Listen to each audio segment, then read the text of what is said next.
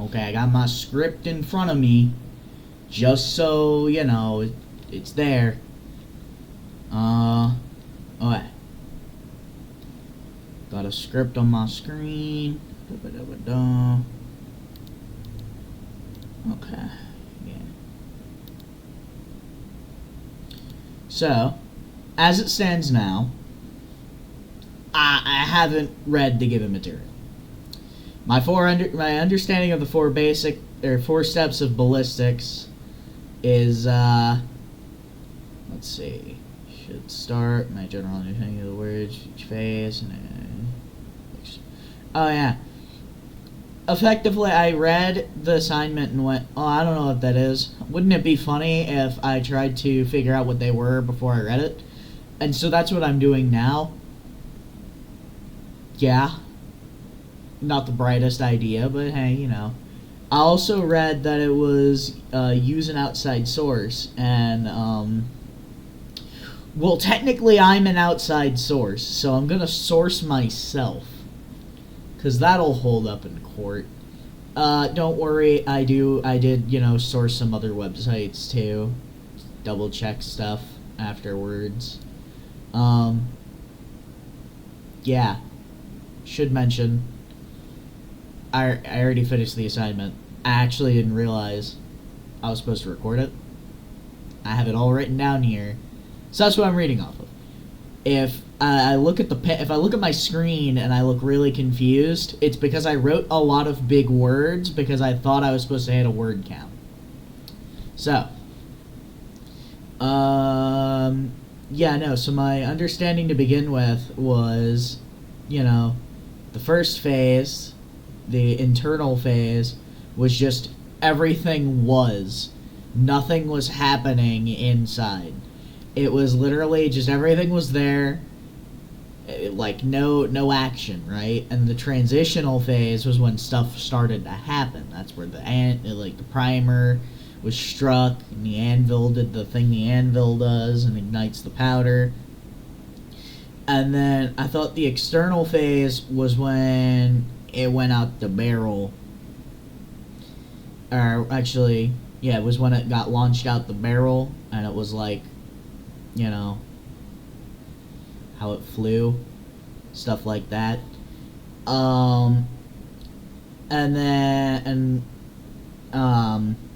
Man, that's a lot of big words.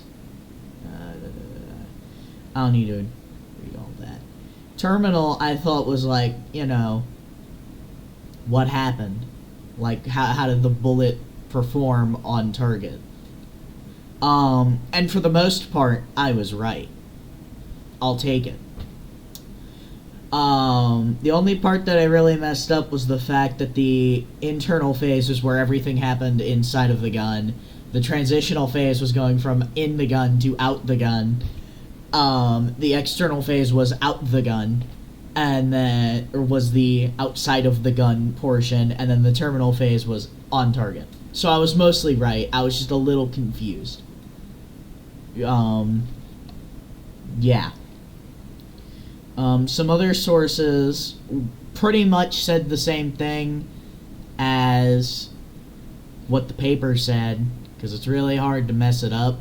It's really hard to find a different way to say it other than in, going out, hit target. So, yeah.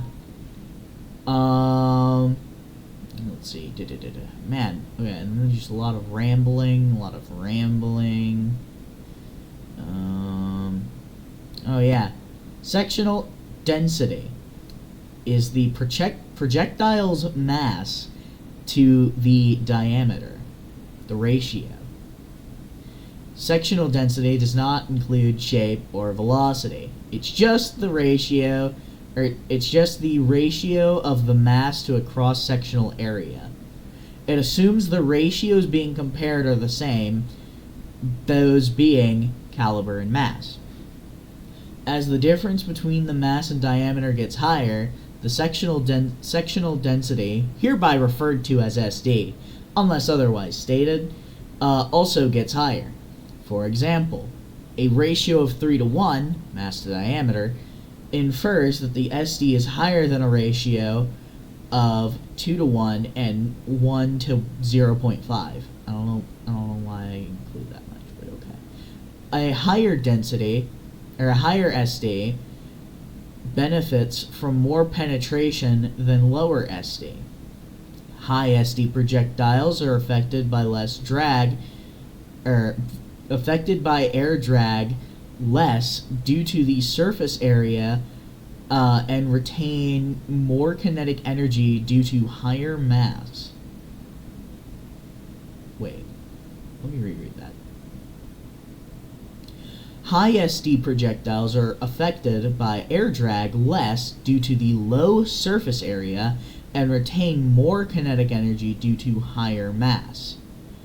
This will also allow it to travel further and be moved less against stronger winds, including the penetration of wind resistance.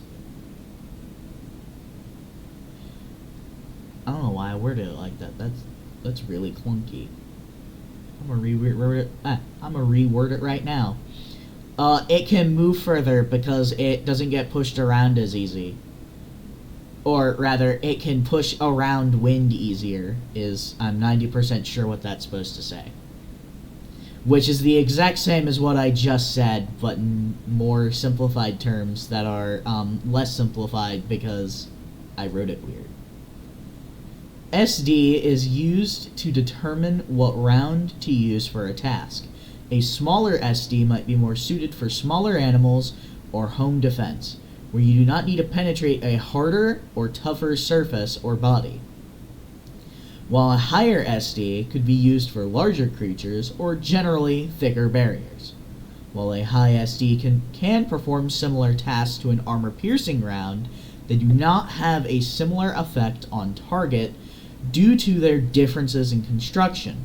However, having a higher SD can make penetration easier. Another consideration when looking at a projectile's SD is the equal and opposite reaction generated when firing, called recoil. A smaller SD will generate a lighter recoil than a higher SD because of the lower mass. Because you're moving less forward, meaning that there's less movement backwards. That is one of Newton's laws. SD is also used, more prominently, to measure ballistic coefficients, which is used to measure its performance quite accurately. The bullet's performance, quite accurately. Due to the major role that mass and diameter play compared to the other measures involved in ballistic coefficients, namely shape and atmospheric conditions. I don't even know if that second one's true. I just kind of slapped it in there because I saw it when I was reading. Changing the SD will have a stronger effect on ballistic coefficients. Keep in mind, some of those side notes I added in, that was just side note. I wouldn't actually tell someone that. If I was wrong, oopsie daisy. But I wasn't explaining ballistic coefficients now, was I? I was explaining sectional density. So you can't. You could, but it would be really cool if you didn't. So, given everything we've discussed, which would produce less recoil? 115 grain or 147 grain 9mm parabellum rounds?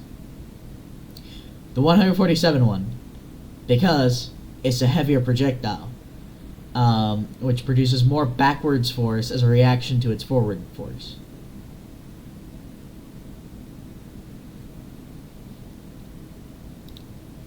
That's what you're getting. You're gonna like it. Hopefully you like it. I'm really tired right now. I have not gone to sleep, which is why this feels a little off.